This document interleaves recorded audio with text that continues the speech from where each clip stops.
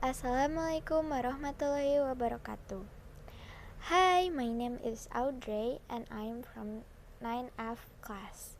Now I'm going to tell you a story titled Portrayal of Faithfulness based on Twilight. In a city named Huston, there lived a vampire named Jasper Hale. He had lived for 120 years through drinking human blood. It was 1900 when he met his mate Alice. They spent days filled with joy and happiness. It was all enough by having each other. But at one night, the bliss came to an end. Peter and Charlotte, whose friends of Jasper, thought that the Volturi was searching for Alice. It was never be a good thing when the Volturi made you a target. Volturi was a group of wicked and greedy vampires.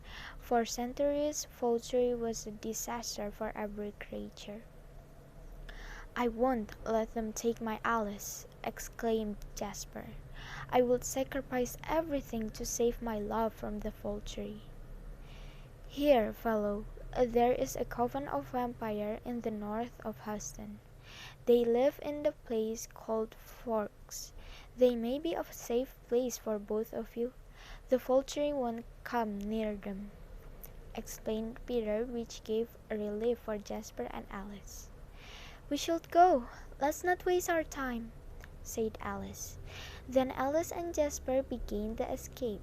They ran through forests with a high speed considering to the power they have as a vampire. For several days they didn't take any rest nor drink any blood. Just like they were being watched all of this time, three of the vultures showed up. It was a bad timing for Jasper and Alice because they were out of energy. It got worsened because Caius, whom the strongest and leader of Vulture, came too. Well, look what we found here. A pathetic couple trying to escape from the Vulture," Caius said with a grin formed on his face. Jasper hissed in anger and tried to find a gap to escape, but he can't find any. Now the couple was suffocated by the tense atmosphere. "Take Alice," commanded Caius. After that, Jasper started to fight the two vampires that tried to attack Alice. No matter how much he fought, he eventually lost. He tried everything so he can protect Alice. He didn't let himself unconscious even that he knew he reached his age. Suddenly, Jasper was pushed with a large power and strong speed. He can't even hold an inch of the movement. It was Caius sending him to the edge of a cliff. He realized that Alice was no longer near him. "Go away! Alice is ours." The wind got stronger when Caius said that words. The thing that Jasper knew next was he fell to the sea below the cliff. He thought that he would be freezing in the deep blue sea. Luckily, he was saved by Peter and Charlotte.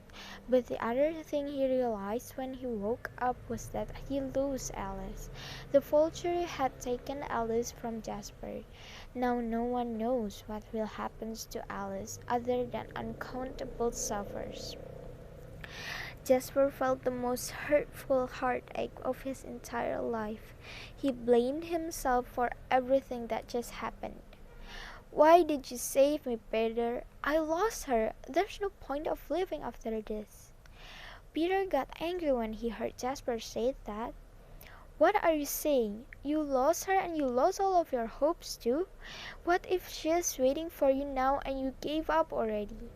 Hale, please, if you really do love her with all of your heart, you should live for her and believe good things will happen."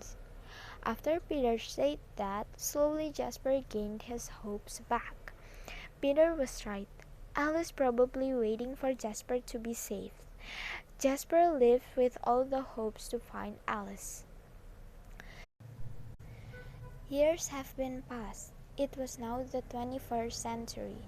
Jasper still searching for Alice to all the places he can visit. He've been spying on the vulture too. But the weird thing was he couldn't find any trail of Alice with the vulture. He felt desperate for several times, until he realized one place he hadn't visited all of this time was the place he's supposed to go with Alice on the first place. He finally arrived at Forks. It was this place. When he first set foot there, he knew already. He felt an adrenaline rush within his body. He followed his instinct that led him into a meadow. Alice, he whispered. It was real. It was no longer an imagination. Alice stood there with a smile formed on her face. She was alive all of this time. She'd been searching for Jasper too. All of the pain in Jasper's heart was gone. He felt grateful that the time finally brought them back together. Then Jasper and Alice finally lived the happiest life in eternity together.